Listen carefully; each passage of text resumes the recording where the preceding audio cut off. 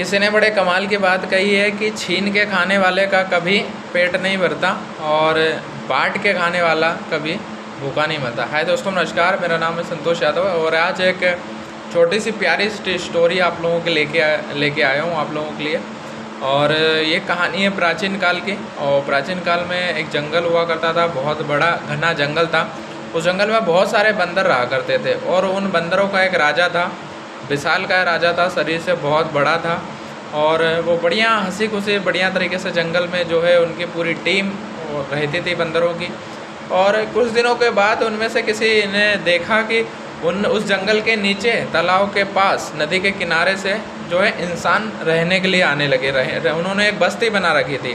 तो बंदर आके उस विशालकाय बंदर जो बंदरों का राजा था उसको बताते हैं कि महाराज, कुछ इंसानों ने जो है नदी के किनारे बस्ती बना ली है ना, क्या करना चाहिए। तो विशालकाय राजा जो बंदरों का राजा था उसने बोला कि जाइए और आम का जो बगीचा है नदी के किनारे वहाँ पर जाके आप सारे आम तोड़ के ले आइए, है ना, सारी चीज़ें सारे आम तोड़ के इकट्ठा करके आप ले आइए। तो सारे बंदर जाते हैं, राजा की बात को फॉलो करते हैं और सारे बंदर जो है मिल के सारे आम तोड़ लेते हैं। लेकिन उसमें एक आम जो है रह जाता है और उस एक आम को नहीं तोड़ पाते। और होता कुछ इस प्रकार से है कि कुछ दिनों के बाद वो आम बड़ा होता है, बड़ा होने के बाद वो टूट के नदी में गिर जाता है और नदी से बहते बहते हुए वहाँ पहुँच जाता है जहाँ पर इंसानों के राजा नहा रहे होते हैं। और वो देखता है कि ये क्या चीज़ है, अपने मंत्री को बुलाता है और बोलता है ये क्या है। मंत्री बोलते हैं कि महाराज ये आम है, क्योंकि चूँकि वो बड़ा आम था, है ना, सारी चीज़। तो बोले कैसा होता है, क्या होता है। वो बोलता है इसको धो के आप पहले खाओ, खाने के बाद फिर मैं खाऊँगा।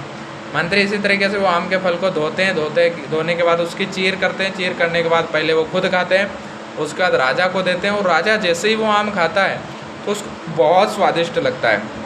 इतना स्वादिष्ट लगता है कि वो बोलता है कि ये आम कहाँ पर है, हमें चाहिए, वहाँ पर हमें पहुँचना है, ये आम का पूरा बगीचा ही हमें चाहिए। तो बोलते हैं कि महाराज कुछ ही दूरी पर आम का बगीचा है और वहाँ पर जाके जो है हम इस आम को ला सकते हैं।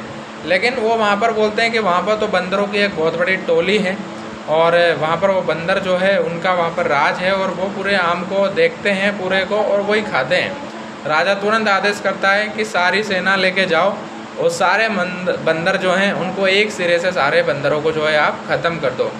तो आज्ञा पाकर राजा के सैनिक, जो इंसानों के राजा थे, उनके सैनिक जाते हैं और ये खबर बंदर के राजा को भी पता चल जाती है। और जब उस राजा को पता चलती है तो वो तुरंत बोलते हैं कि हमें कोई लड़ाई झगड़ा नहीं करना है ना, सारी चीज़ें इस झंझट में नहीं पड़ना है, हमें तुरंत इस नदी के किनारे जो दूसरा जंगल है उस जंगल की तरफ हमें चले जाना है, हमें इस लड़ाई झगड़े में पड़ना नहीं है।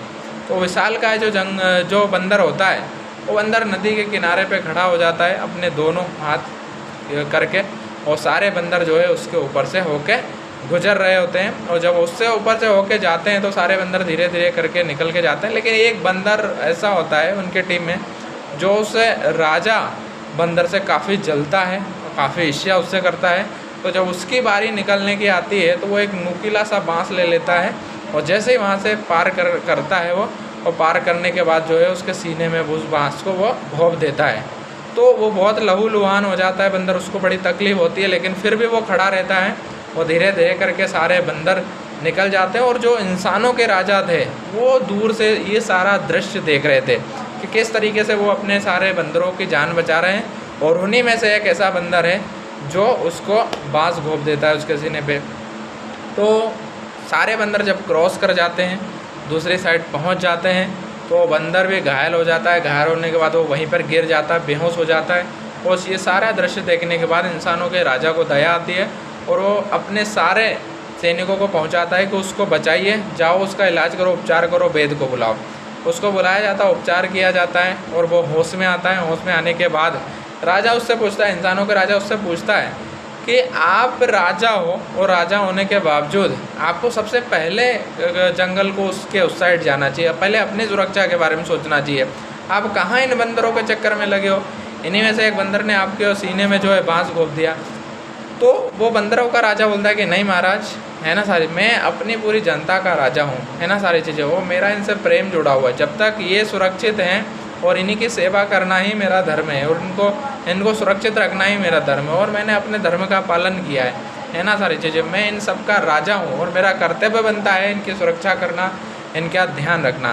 तभी वो इतनी बातें बोलने के बाद जो है वहीं पर वो बंदरों का राजा जो विशालकाय बंदर था वो वहीं पर मर जाता है। और राजा को वहाँ से एक मैसेज मिलता है कि यार मैं अब तक अपने जीवन में क्या करता आया हूँ, मैं अभी अपने राज दरबार, अपने शांति, अपने परिवार वालों पे शक करता हूँ। भोजन करने से पहले वो उनसे टेस्ट कराता हूँ, टेस्ट करने के बाद में खाता हूँ।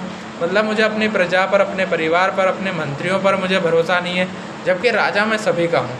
तो एक छोटी सी कहानी जो हमें इस प्रकार का मैसेज सिखाती है कि दोस्तों हम भी अपने परिवार के राजा हैं। हमारा जो परिवार है हमारे भरोसे हैं, हम अपने परिवार के राजा हैं। हमें भी उनका ध्यान रखना है, हमें उसकी सुरक्षा का ध्यान रखना है, हमें अपने परिवार पर विश्वास करना है, उनके विश्वास पर खरे उतरना है ना। सारी चीज़ें हम भी किसी न किसी के राजा हैं। जैसे हम अपने परिवार के राजा हैं, हम अपने दोस्तों के राजा हैं, है ना। सारी चीज़ें हमें विश्वास करना, उनको आगे बढ़ाना, उनकी मदद करना है। उनसे हम हैं, न कि हम उनसे हैं। ये हमें समझना बहुत ज़रूरी है। यदि नेगेटिविटी आपके पास आती है तो उस नेगेटिविटी का डट के आप सामना करिए, उस नेगेटिविटी से लड़ने का प्रयास करिए, न कि उससे आप झुकिए या उससे डरिए या उससे घबराइए।